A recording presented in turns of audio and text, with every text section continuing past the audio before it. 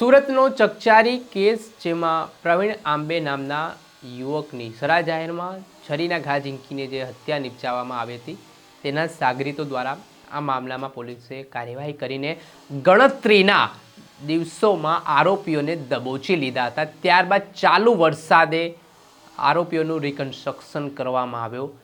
કેવી રીતે હત્યા કરી હતી, શું કારણ હતું હત્યા પાછળનું, તેને લઈને પણ એસીપીએ ખુલાસા કર્યા હતા।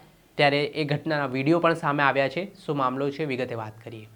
વૈષ્ણવજન તો તેને કહીએ જે પીડ પરાઈ જાનાને રે।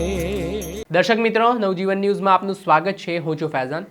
આજથી થોડાક દિવસ પહેલા સુરતના નવા ગામ લક્ષ્મણનગર વિસ્તારમાં પ્રવીણ આંબે નામના યુવકની સરા જાહેરમાં તેના જ મિત્રો દ્વારા હત્યા કરી દેવામાં આવી।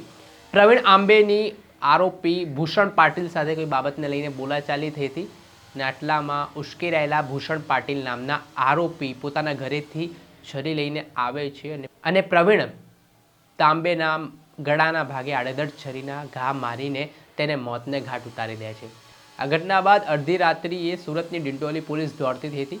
આ મામલામાં 5થી વધારે આરોપીઓની સંડોવણી હોવાની વાત સામે આવી હતી, જેને લઈને ડિંડોલી પોલીસે કામરેજ ખાતેથી મુખ્ય આરોપી ભૂષણ પાટીલ અને તેના 2 સાગરીતો ચિંટુ અને પ્રિતેશની ધરપકડ કરી હતી।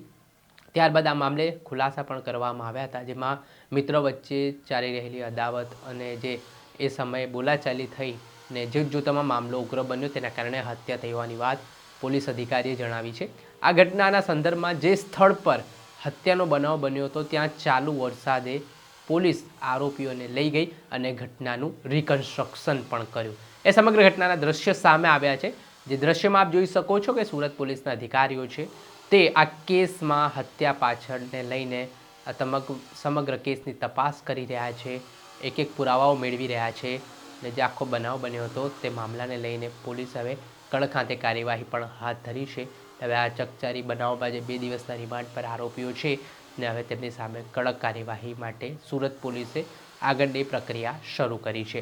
દર્શક મિત્રો, આવી જ ક્રાઇમથી જોડાયેલી સ્ટોરી, આવા જ અવનવા વિડીયો આપણા સુધી પહોંચાડતા રહીશું, એટલે તમારી નવજીવન ન્યૂઝ જોતા રહો, લાઇક કરો અને વધુમાં વધુ શેર કરી નવજીવન ન્યૂઝના આવાજને તમે બુલંદ બનાવો।